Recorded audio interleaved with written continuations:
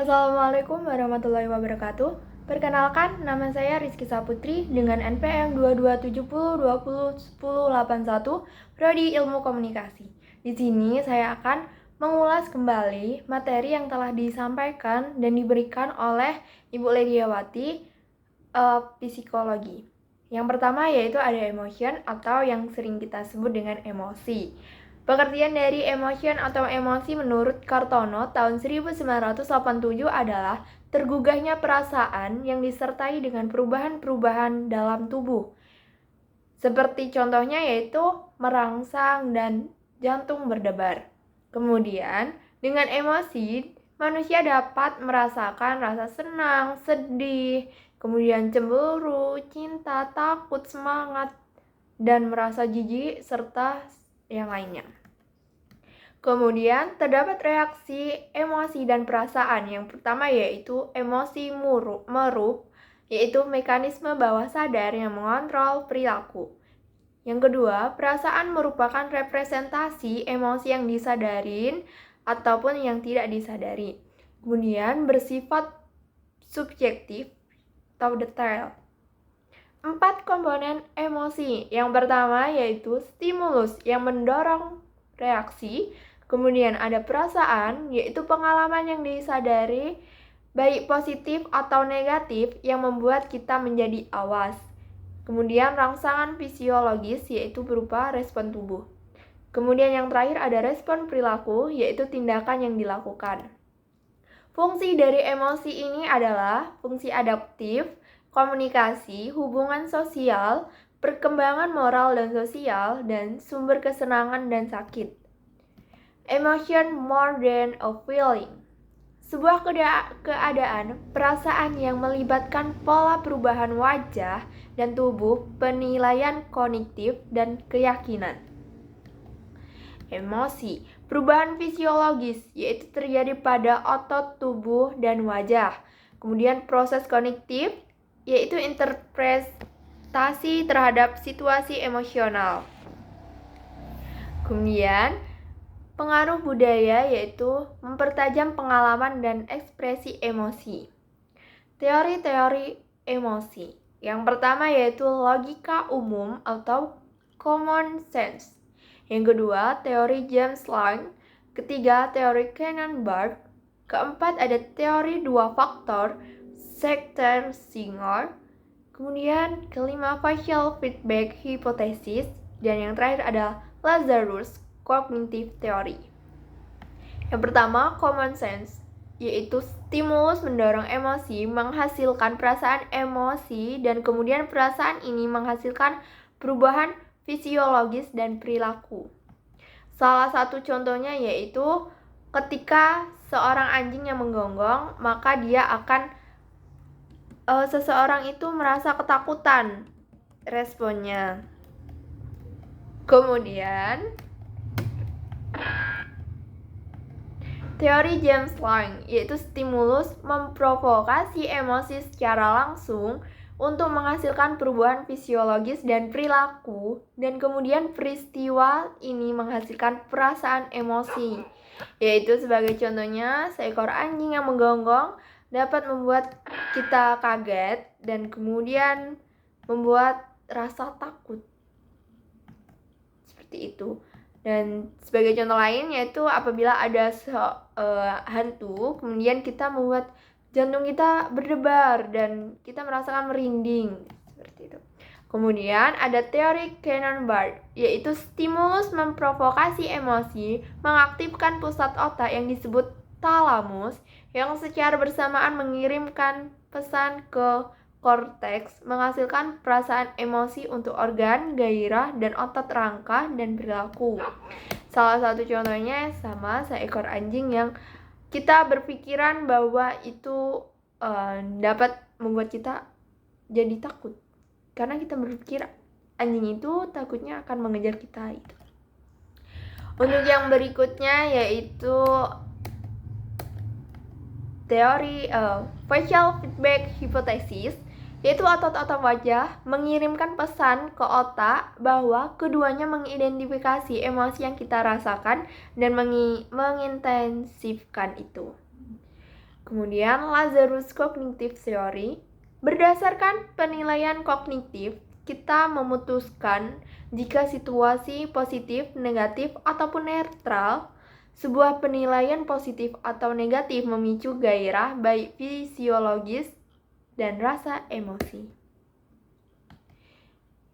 Yang berikutnya ada teori dua faktor Schachter-Singer.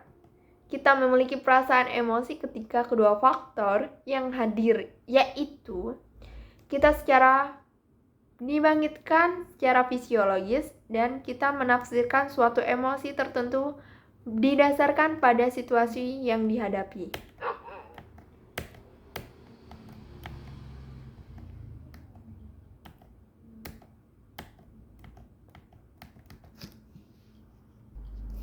Terdapat 10 emosi dasar. Yang pertama yaitu joy, gembira, surprise, kaget, angry, marah, contempt, mengejek, shame, malu, interest, extreme, tertarik, sadness, sedih, disgust, jijik, fear, takut, guilt, rasa bersalah.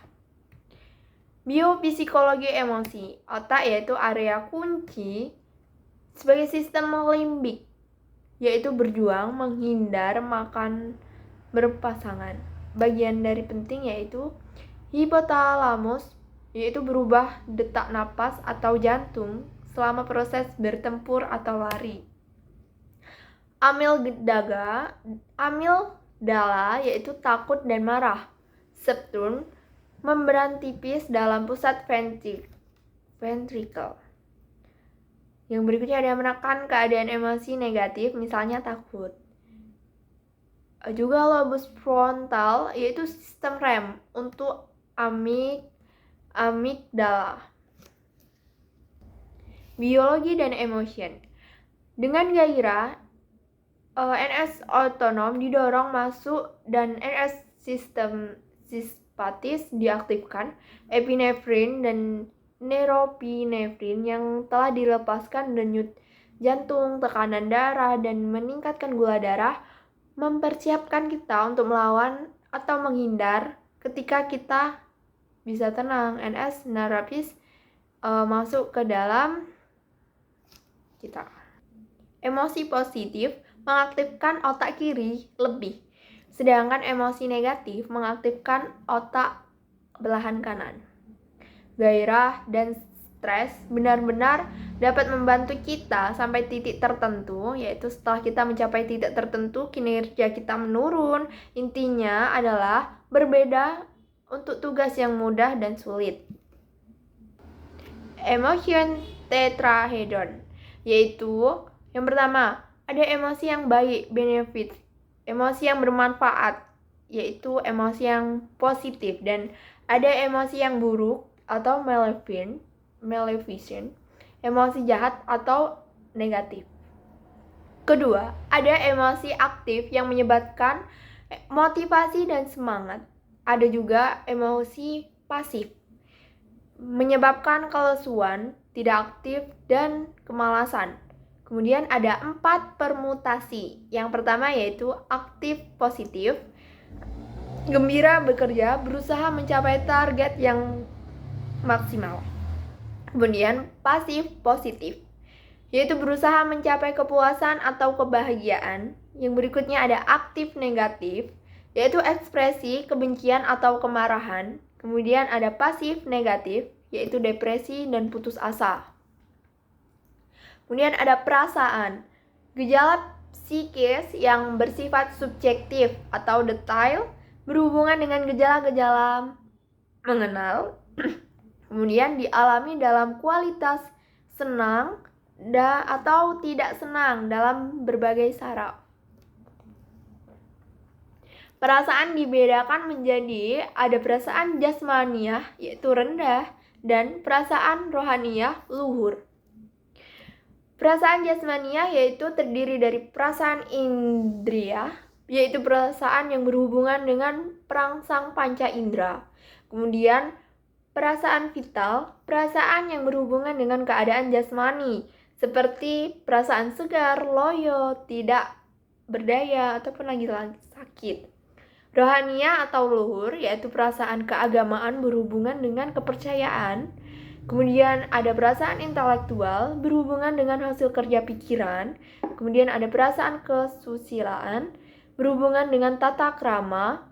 Kemudian ada perasaan keindahan berhubungan dengan seni, perasaan sosial berhubungan dengan sesama manusia, perasaan harga diri berhubungan dengan penilaian orang lain. Kemudian ada perasaan menurut Linskoten.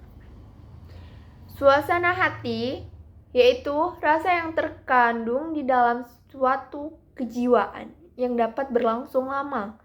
Dibedakan menjadi euphor yaitu rasa gembira, netral rasa acuh tak acuh, dispor rasa murung, humor, rasa yang timbul dan hilang di antara euphor dan netral.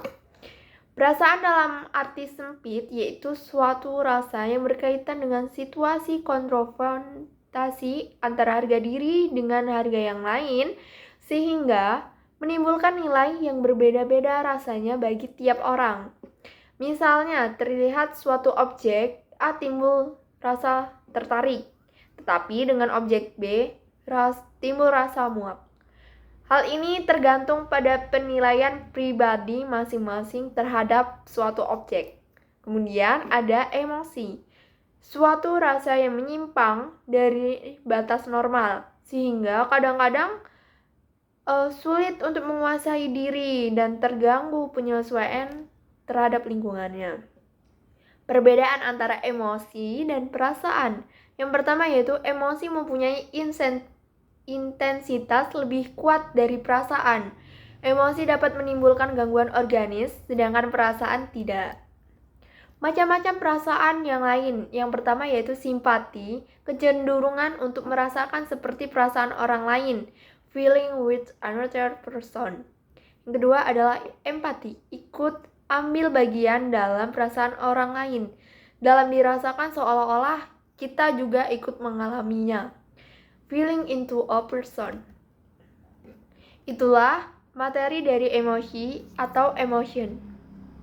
Sekian, wassalamualaikum warahmatullahi wabarakatuh.